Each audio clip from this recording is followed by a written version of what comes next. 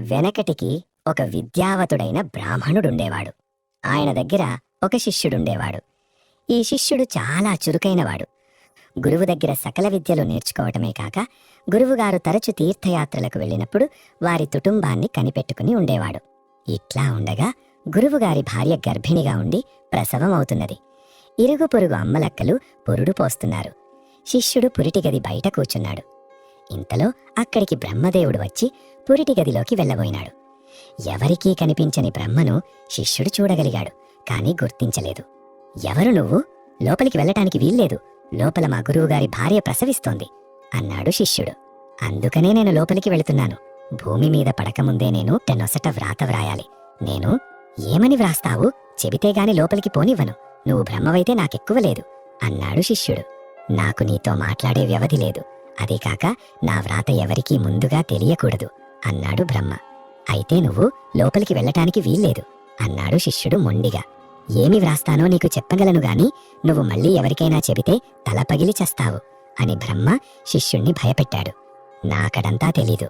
నువ్వు వ్రాసే వ్రాత ఏమిటో చెప్పి మరీ లోపలికి వెళ్ళు అన్నాడు శిష్యుడు. మీ గురువుగారి భార్యకు మగపిల్లవాడు పుట్టబోతున్నాడు. బతికి ఉన్నంతకాలము వాడికి మోటెడు ధాన్యము, ఒక ఆవు మాత్రమే ఉంటాయి అన్నాడు బ్రహ్మ. అంత దరిద్రమా? ఒకరికి పెట్టుకునేటందుకు చేసుకునేటందుకు కూడా లేడా అన్నాడు శిష్యుడు.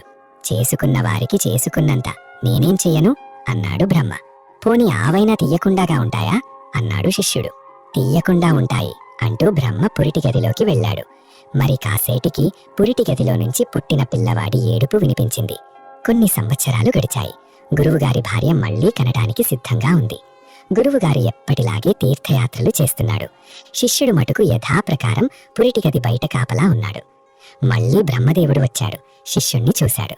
ఈసారి ఆడపిల్ల. దానికి పెళ్లి గీత లేదు. రోజు ఏదో ఒక పెళ్లి సంబంధం మాత్రం వచ్చి తిరిగి పోతూ ఉంటుంది అన్నాడు బ్రహ్మ. శిష్యుడికి చెప్పరాని కోపం వచ్చింది. కాని ఏం చేస్తాడు? బ్రహ్మ వ్రాతకు అడ్డమేముంది? ఈ సంగతి ఎవరితోనైనా చెబితివా నీ తల పేలిపోతుంది అంటూ బ్రహ్మ వెళ్ళిపోయాడు.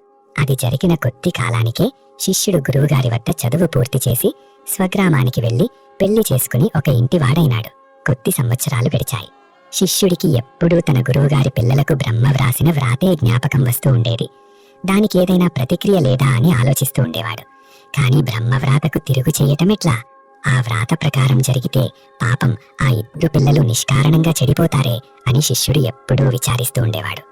ఇట్లా విచారిస్తూ పోగా శిష్యుడికొక గొప్ప ఆలోచన తట్టింది. అతను వెంటనే గురువుగారి గ్రామానికి వెళ్ళాడు. గురువుగారు, ఆయన భార్య చనిపోయి కొద్ది కాలమైంది. గురువుగారి అబ్బాయికి వివాహమైంది. అతను పౌరోహిత్యం చేస్తూ పొలం చూసుకుంటున్నాడు. ఎంత కష్టపడి పనిచేసి ఎంత సంపాదించినా బ్రహ్మవ్రాత ప్రకారం అతనికి దొడ్లో ఒక ఆవు, ఇంటో మూటెడు గింజలు తప్ప మరేమీ మిగలటం లేదు. గురువుగారి బిడ్డకు యుక్త వయస్సు వచ్చింది. కాని ఆమెకింకా సంబంధం కుదరలేదు. ఎంతమందో వచ్చి చూసిపోతారు కాని ఒక్కరూ పెండ్లాడరు. ఆ పిల్లకు పెళ్లి కానందుకు వదిని రోజూ ఆ పిల్లను తిట్టుతున్నది. ఆ పిల్లకు ఆ ఇంట్లో ఉండటం కష్టంగా ఉంది. శిష్యుడు ఆ ఇద్దరికీ తాను ఆలోచించిన సలహాలు చెప్పేశాడు.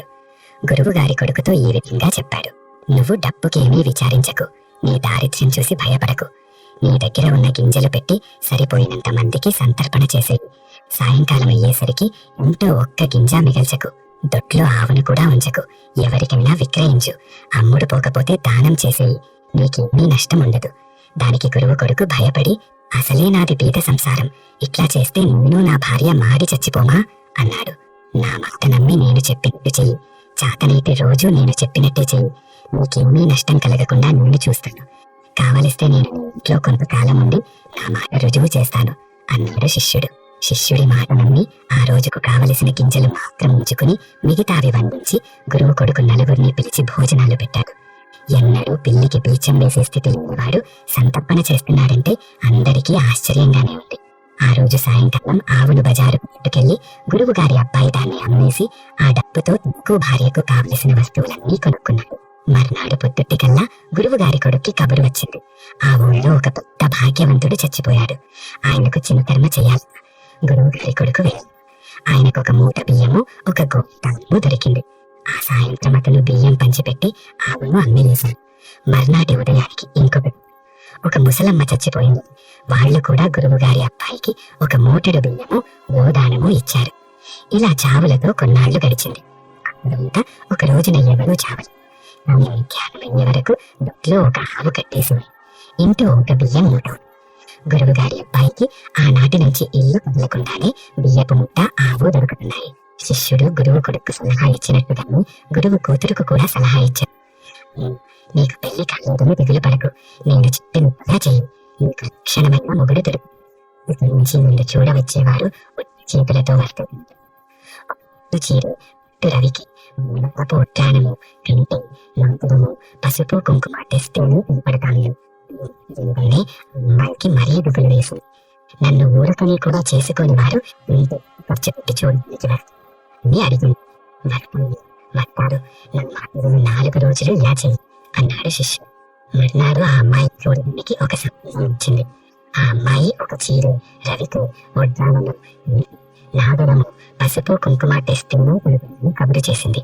ఆ వచ్చిన సంబంధం వాళ్ళు అదే పోకపోయారు. సాయంత్రం వరకు మళ్ళీ ఎవ్వరూ రాలేదు.